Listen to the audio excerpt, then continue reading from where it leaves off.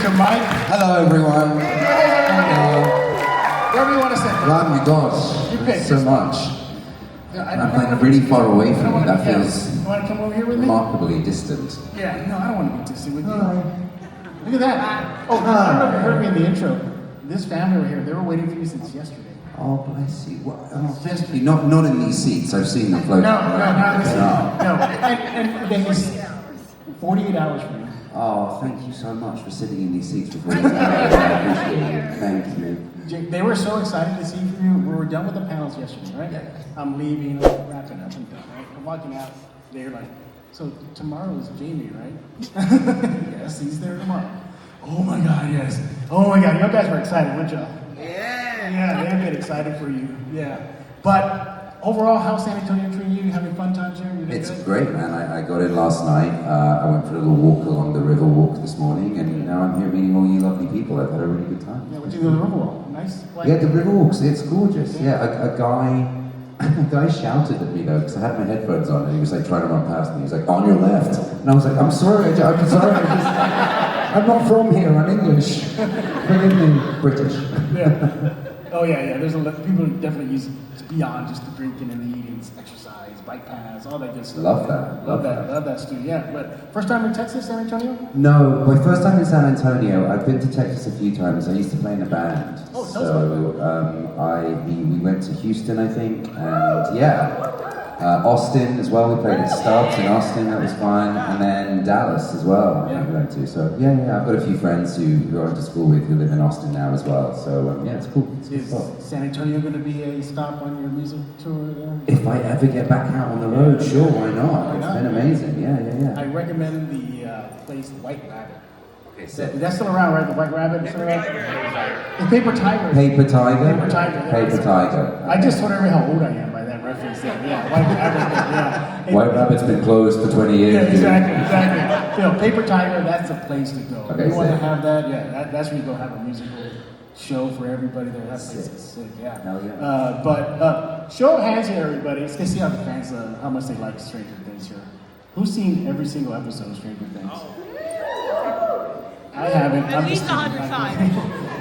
Who likes his scenes? Let's have a raise your hands here. All right, because they waited for 48 hours.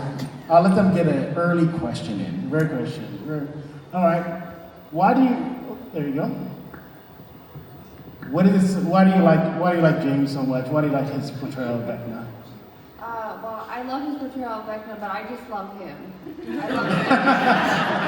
I love everything he does and just everything about him. He's so kind and authentic and generous, and he takes the time with all the fans and just everything. It's so amazing. That's awesome. Yes, young. Go ahead, sir. Oh, hello, Jamie Campbell Bower. Hi. One of my favorite artists is Pharrell Williams. Also you, too.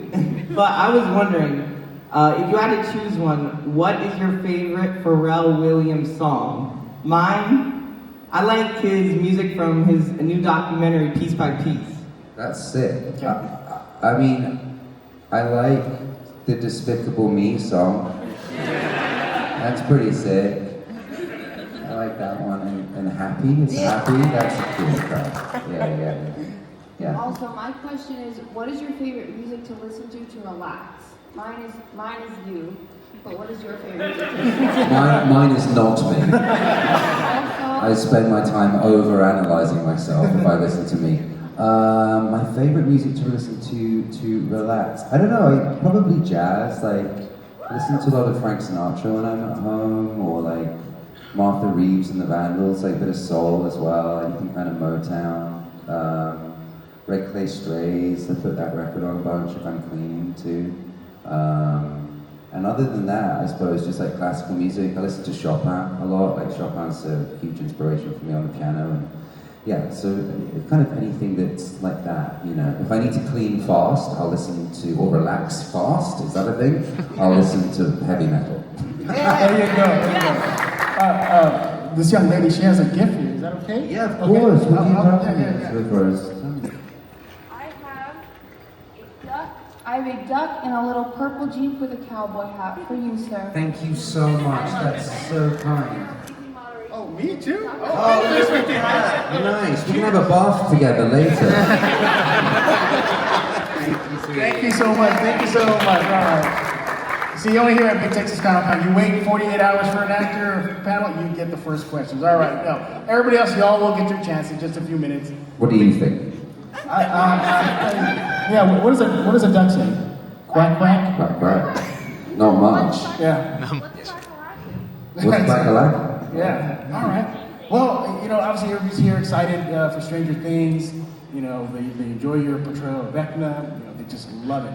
What was it like for you to become that creature, to become that entity? What was that like? It was a lot. It was a lot. My first kind of experience of getting into it was doing a fitting with Barry Gower at BGFX. That's nice, thank you so much. Flanking. They miss each other. Yeah, they're friends. They're friends. Take a kiss. So I spent a lot of time with Barry in the workshop, either getting cast or trying on the suit, which was pretty amazing. And then it was COVID. I mean, COVID kind of hit, and so I spent a lot of time. I was given a lot of time to kind of sit there and think about how my fingers would move and how big I wanted him to be and how he had to fill up space.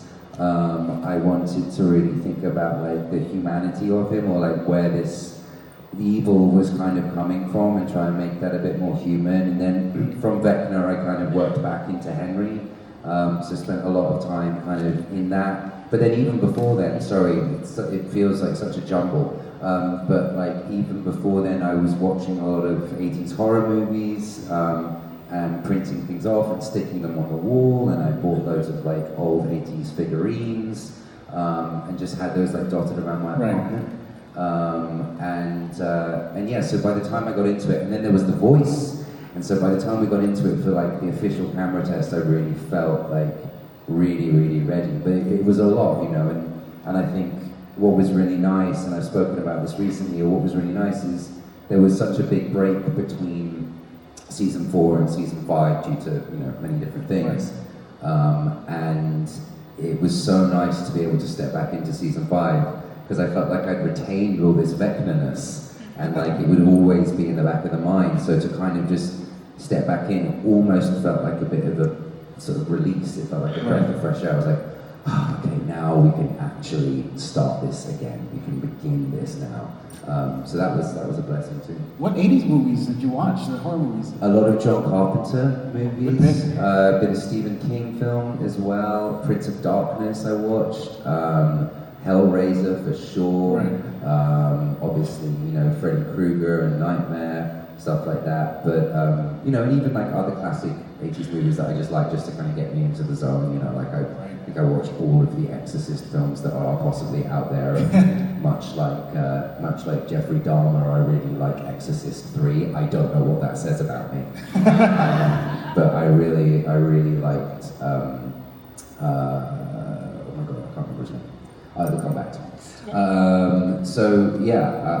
watched a lot of 80s films, as much as I possibly could do, even something like Close Encounters of the Third Kind as well. So Yeah, that Close Encounters, that still creeps me out. Why? Because when they exit the ship, and they're all spindly, and the last guy comes out, and he's all gangly and everything. Yeah, I get it. People think it's more of a sci-fi, but it has a splash of horror at the end. Oh, 100%. Yeah. I think it was also just for me, any film that was from around that era that I knew the guys were taking inspiration from, I jumped on board. And even for something like season 5, Matt and Ross turned me onto a film called Dark City. If anybody knows Dark City? Someone? Yeah, a couple of nods. Yeah. And what's really interesting about Dark City is it's a film with Kiefer Sutherland in it, isn't it? It's amazing. But Dark City, The Matrix, ended up using a bunch of sets from Dark City, and if you look at the color grade and how the films look next to each other, there's a very similar visual thing that's going on. I found that just wildly fascinating, but there was also other things that I pulled from Dark City that I can't say too much about, but you'll see. Obviously, the makeup, the costume, becoming Vecna, it looks intimidating, very 80s-esque, you know. Were any of your co-stars maybe a little startled when they first saw you come out in that outfit there? Millie was shook. Like, yeah, she doesn't like people in masks, period. And I think she said that she expected it to be somebody in like a green screen suit. And obviously I show up to work and I'm like in the full garb, and bless her, you know, she just burst into tears and was so scared. Yeah, it was quite sad. But then I remember all the crew looked around at each other and we were like, we should shoot Millie's stuff first. And I was like, yeah, let's shoot Millie's stuff first. This is great. You helped her. You helped her. Yeah, exactly. And it wasn't until she got close to me, she was like, oh, I can smell cigarettes. She was like, then I knew it was you. Well, you kind of alluded to right now the Vecna, the voice. Yeah. You know, how did that come? What was the development process for that? So it was an interesting thing because I started it in quite a forceful place. Like I was like ooh, ooh, ooh, and it just wasn't kind of working for me, and I needed to find something that was a bit more grounding. And it wasn't until I sort of really discovered, or rediscovered, as it were, Doug Bradley as Pinhead in those first three. I think he's in the first three. I don't know if he's in four. Those first three Hellraiser movies, and I just felt like what he was doing with that felt so certain and considered, and that was something I really wanted for Vecna. I was like, this feels like it needs to be certain and considered, and it's not pushed, it's not forced. It has to come out of a space of sort of natural instinct, almost, as it were. So I anchored myself to that, and I'm a singer too, so I kind of relaxed into it, let my throat open up and let the diaphragm do the work, and within that, this like deeper, more Tom Waits-esque tone sort of came out of nowhere. Yeah, that's awesome. You know, it definitely delivers. You know, you put it all together. Yeah. You know, your time preparing for it, the makeup, and everything. It delivers, doesn't it deliver? Yeah. It really delivers. Yeah.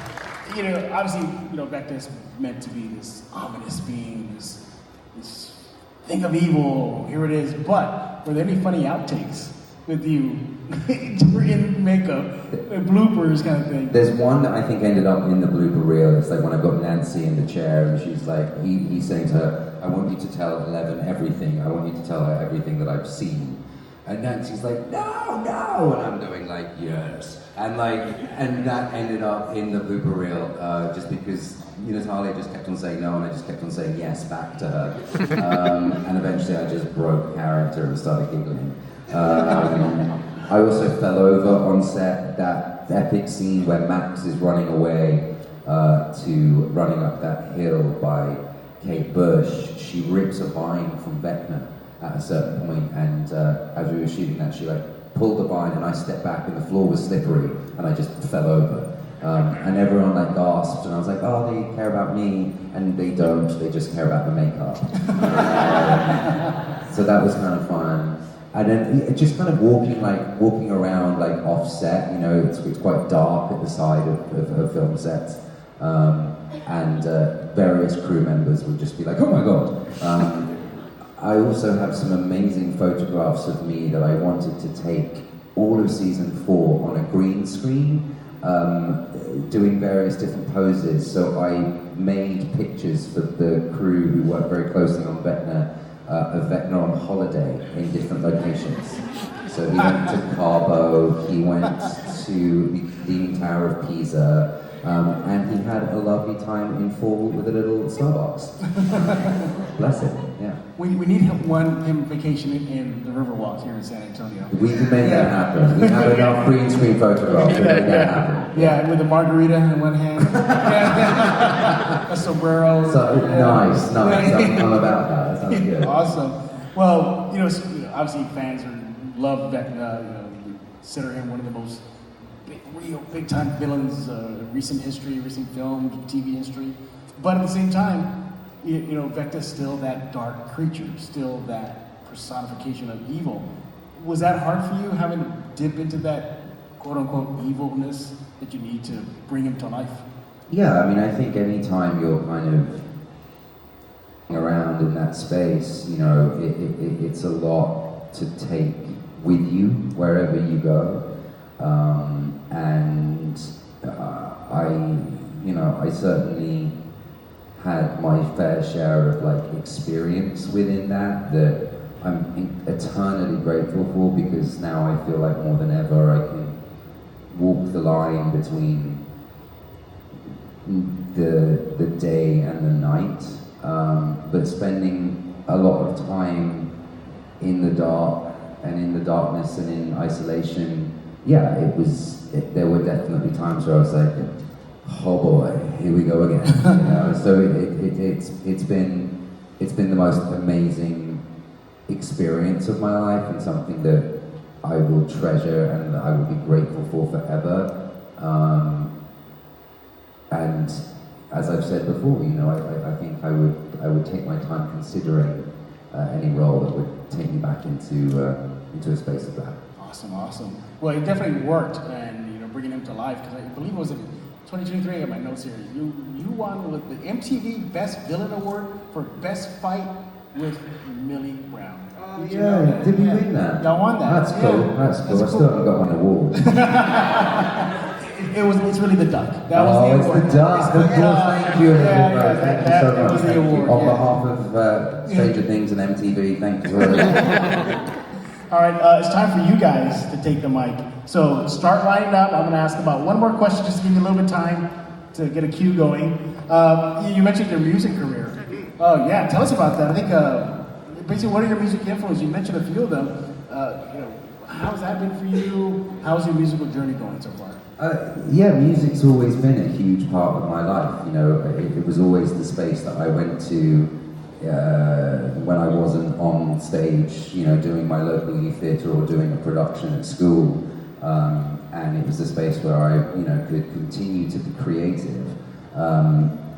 So, you know, I used to play drums in a band in London when I was a kid, and then had this other project, and then had a band called Counterfeit, which, you know, was an incredible gift, and we all had the most amazing time. And then now I have my solo project. So my influences are broad and varied, and, you know, when I was in the band in Counterfeit, you know, a lot of heavy rock, a lot of punk, and just kind of picking up as much of that. You know, a lot of like other sort of home counties bands as well, bands, you know, like Reuben and Helmet and things like that, who I really enjoyed. And now, you know, I take influence from artists like Nick Cave, Chris Stapleton, you know, even someone like Robert Johnson. I think it's really important for anyone who has played rock music and anyone who plays kind of more rock or blues music nowadays to understand how that music came about and where it's come from. And being in America and spending time in America, I've been so fortunate enough to like travel to places like Memphis and you know, be invited into spaces that I feel incredibly lucky and grateful to be invited into, and to pay homage and respect to where that came from. So yeah, there's so much that I'm just so grateful for, and America is, you know, is partly to thank for that, you know, 100%. So yeah. You know, speaking of music, I still can't get this vision out of my head of Vecna on the river walk with a margarita and a sombrero, and also picture him being a part of our mariachi band. Perfect. Yeah. Perfect. God. All right, it's time for you guys to ask some questions. But before we begin, again, just a reminder, let's keep it PG, nothing too personal. And let's, if you have questions about his acting and everything, from what he's done now, in the past is fine, but nothing future, no rumors, no nothing like that. So just keep that in mind, all right? Go ahead and start us off. Yeah, there's a rumor that you and... Good man. Hi, so early in your career, you were, I'm a huge Johnny Depp fan, so early in your career, you're in the what was it, the Sweeney Todd? Sweeney Todd. What was the whole movie called? Sweeney Todd. Sweeney Todd, just Sweeney Todd. Yeah. It's just called, Sweeney Todd, the Demon Barber. Oh, okay. Yeah. Anyway, so this was early in your career, a huge Johnny Depp fan, so I just gotta ask, like, what was it like working with Johnny Depp? Do you feel like you learned anything from Johnny Depp, like, since it was early in your career, that you feel like has helped you get to where you are as an actor? I was so fortunate to work on that film with Johnny and with Tim and Helena, and and Alan Rickman, who's also no longer with us. And I think what I learned the most from being around that cast was, and what I picked up on the most was how personable they were with all of the crew, It was always like, how's the family? And I was like, oh, this is amazing. Like, they have full relationships with these people, and this is about a team building effort. And, obviously coming from a background of doing a lot of theatre work at school and so on and so forth, that's a huge thing. So I really took that with me. Yeah. All right, thank you for the question. Thank you so much. Yes, ma'am. Sorry, I've been wanting to ask this for a while. So, Anyway, what's your guitar of choice? probably Les Paul Standard, preferably with burst bucker pickups, just because they sound gnarly. Thank you. Get an applause from the sound crew back Yeah, there. cheers. Thank you guys. Appreciate that. Vocally, I'd run it through an API 2500 bus compressor. Yeah, you know what I'm saying. Yes, sir. Hey, Jamie. Hey. Piggybacking, I love your music too. I love Heaven in Your Eyes. I saw you with Euclid by Sleep Token. I was going to ask what your favorite Sleep Token song was, but now I'm more curious. How do you go about writing music? Is it always in your head? Do you sit down and write? When are we getting more?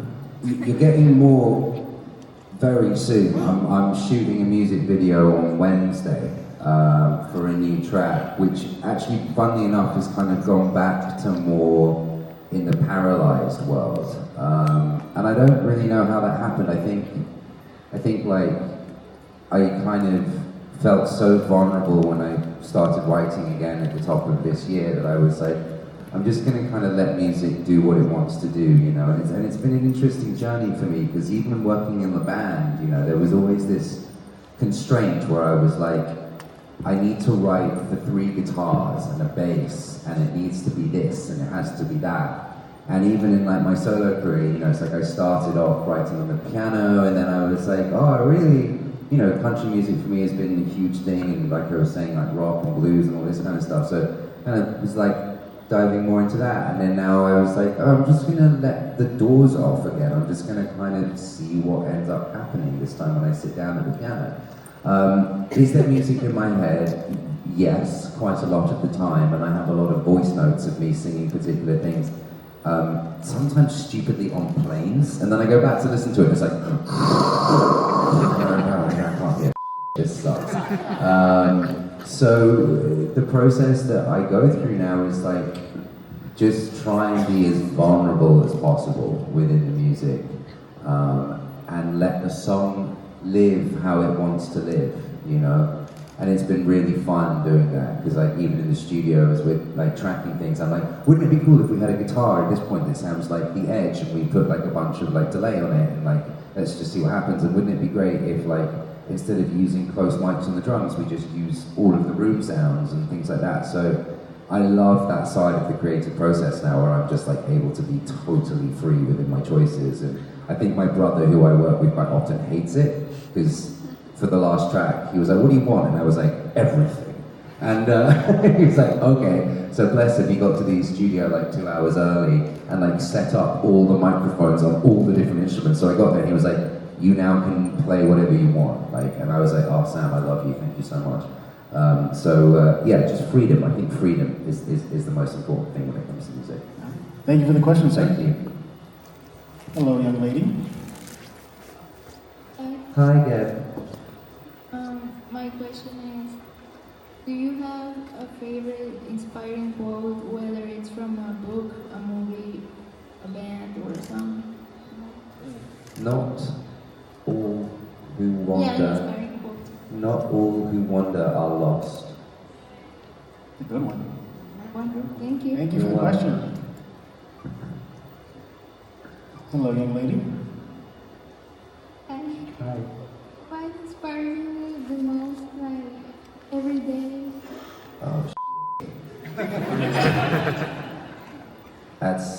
That's a really hard question to answer. What inspires me the most? Love. There you go. Love. Thank you. Thank you. Love for what? Does love have to be for something? There you go. There you go. Yes, ma'am. Hi. My question isn't as serious, but if you had to choose one of your characters to go into the Upside Down, who would it be and why?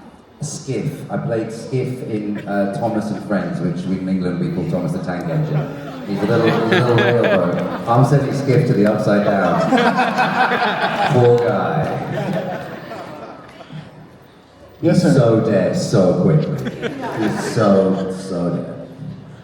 So obviously there's this thing where like if somebody's staring in the Vecna, the only way to get them out is having them listen to their favorite song. Do you have a favorite song you think you can escape from Vecna? I've been so stupid. When we started Press for season 4, I was like, Miley Cyrus, Party in the USA. So I've got to keep going with that answer. So it's Miley Cyrus, Party in the USA. She hasn't picked up on this. Miley, if you're listening. Yeah, exactly. Yes, ma'am. Hello again. Hi. I just want to say thank you for creating such a warm, safe environment for a lot of people, especially on a female-owned app. But also thank you for my new tattoo. Is there a song that you have of yours that feels most close to you, that represents you the most, that you're the most proud of putting out? It's a two-part question because, like, Paralyzed for me will be a song that I will forever treasure, and it's not as a song. It's about someone I know wrapped in a myth, wrapped in the myth of the fall of Icarus. But the session in which we recorded it was very much not like any other session I'd done. The violinist and the cellist and I had never played together before. You know, we just bounced ideas around over voice note because this was COVID. And what ended up happening in that session is something so magical that it really cannot be explained. And the energy and the vibe in that room at that time was so powerful. And even though we made mistakes, it works. All the tracks, there's little mistakes. When you watch the video, if you watch close enough, you'll see some of us be like, because it's one take. You know, that's what we tracked it with. And so there's that song, but then also like this new one I think that I'm working on at the moment feels so vulnerable, and I'm quite scared of it in a way. Like, it's not. Yeah, I think. Maybe you'll see, maybe you won't, but I know, if that makes sense. So, yeah, but I try to make everything feel as close to me as possible. Yeah. Thank you for the question. Thank you so much.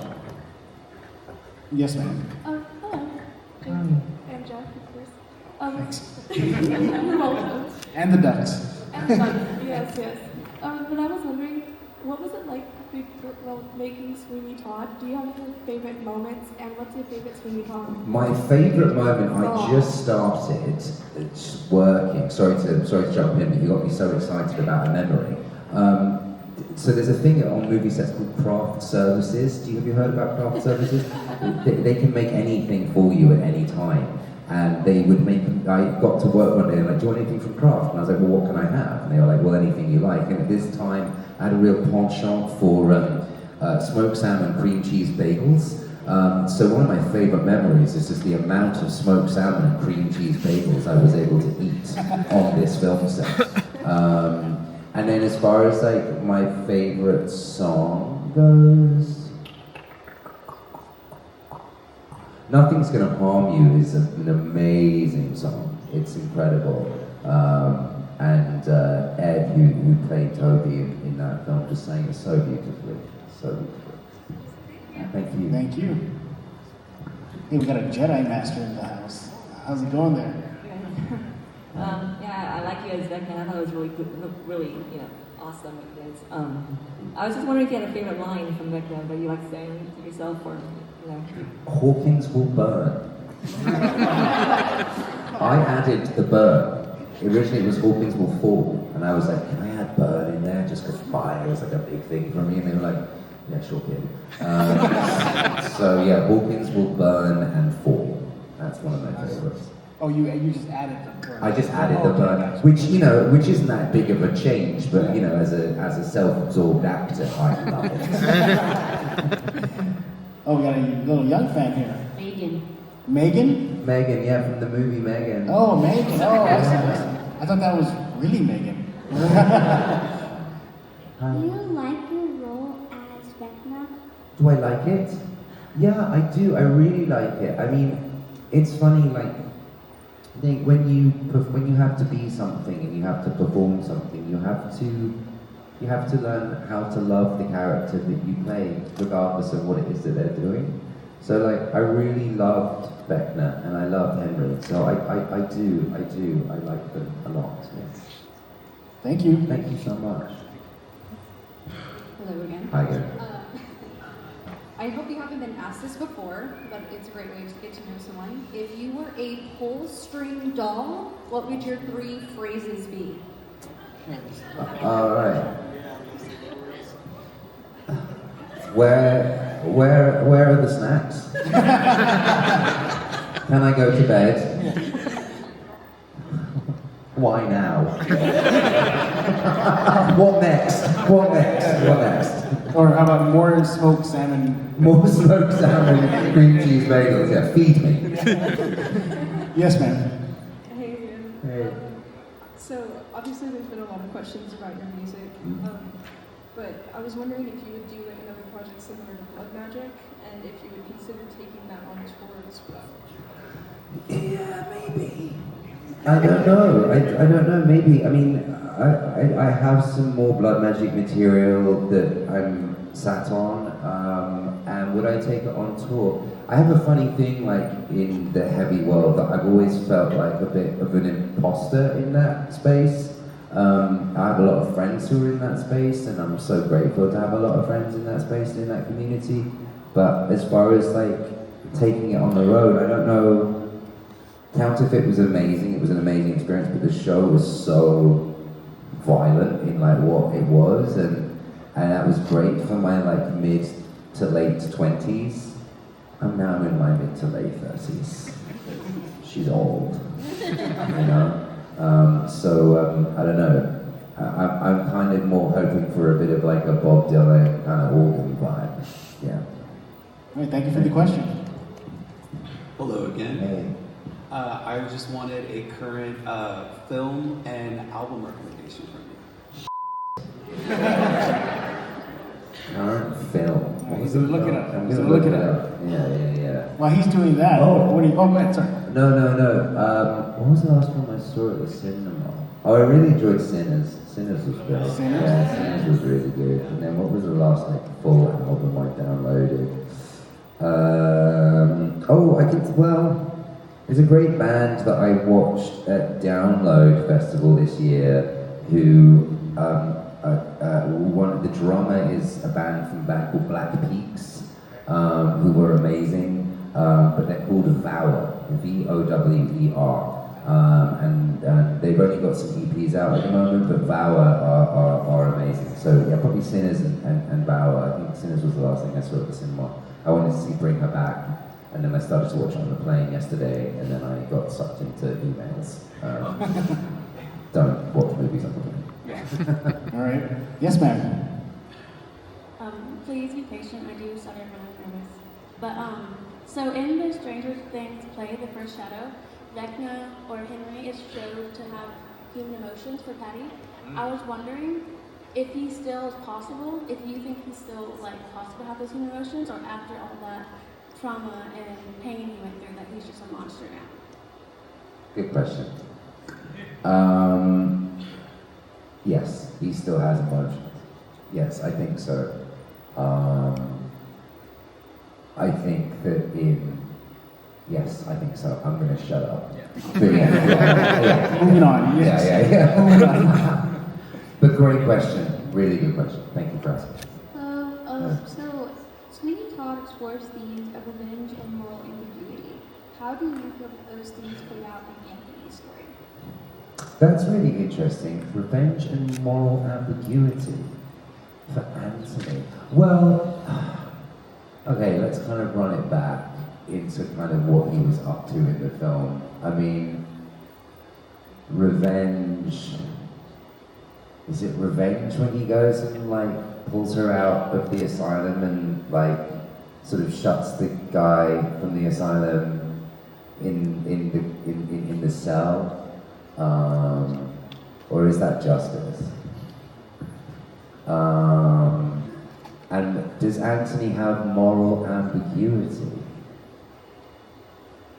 It's really hard. It's a really hard question to answer. I'm not sure. I would need. That sounds like something I'd need time to sit down and write a thesis on rather than like making a decision on the fly. You know. All right. Thank you for the question. Thank you so much.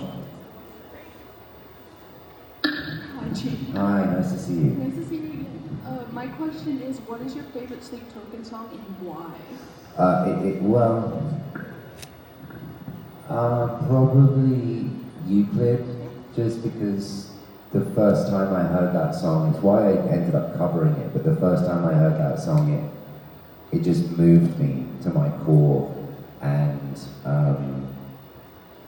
I don't know, there's something so, there's such a sort of certain sense of dark romance, I think, to that song. But I also love Damocles as well, like Damocles as far as kind of like the myth and what Damocles is as well, and what he's talking about in terms of what he was going through as a writer and having had all this huge success and then not knowing how to handle it, you know, or not knowing where to go, you know, I think is really interesting. So, but probably Euclid more than anything. Yeah. Thank you for the question. Yes. Hi, Jamie. My question was, what was the hardest scene to film from season 4 as like full Vecna makeup? The hardest scene. Do you know what one of the hardest scenes was? It's the last moment before the very end where they're like where Nancy's like shooting him, who by the way just looked badass in that one. She looked so cool. But I was hanging from the rafters and I was on a wire. It was like, I don't know, like 3 o'clock in the morning. I was exhausted, but like for some reason, because of the energy that was flowing through my body, I couldn't stop swinging like a pendulum.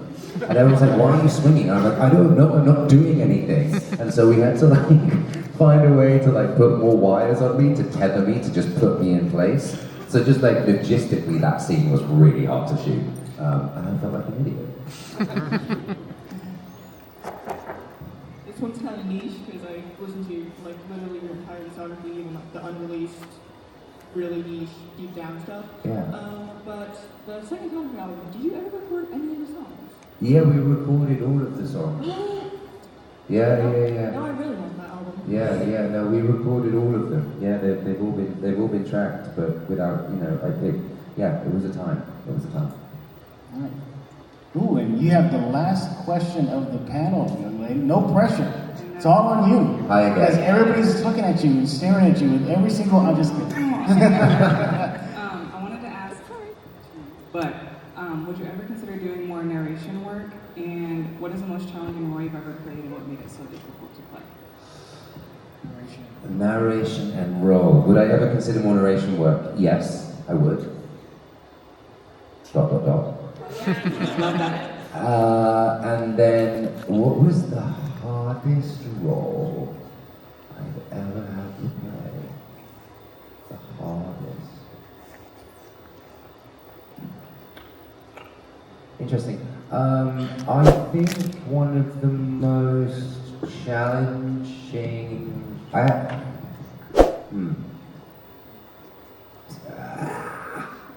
It's really hard. Probably Vecna and Henry, I would say. Probably Vecna and Henry. And why? I think going back to our dear friend, wherever they've gone's question on sort of like moral ambiguity, I think like decoding reasoning for behavior within those characters was always something that felt quite challenging at times.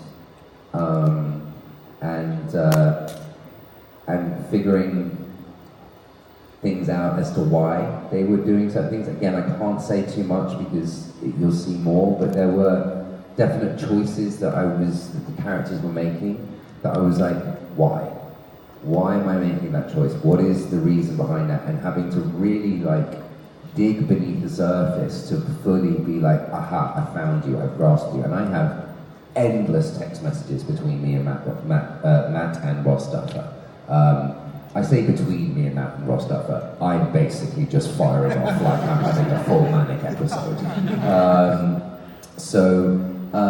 I would definitely say that there were certainly hard moments within the creation of that for sure. Yes, but challenging but good. You know, it's like I feel like you have to work at things sometimes in order. Well, you have to work at things all the time, but you have to work in order to find things out. Do you know what I mean? So. All right, that was a good question. Yes, thank y'all. Thank y'all for having these answers. Thank you so much. Yes, thank you so much. Jamie, any last words for the fans? I just want to say thank you so much for being so kind to me this weekend. Thank you so much for coming out.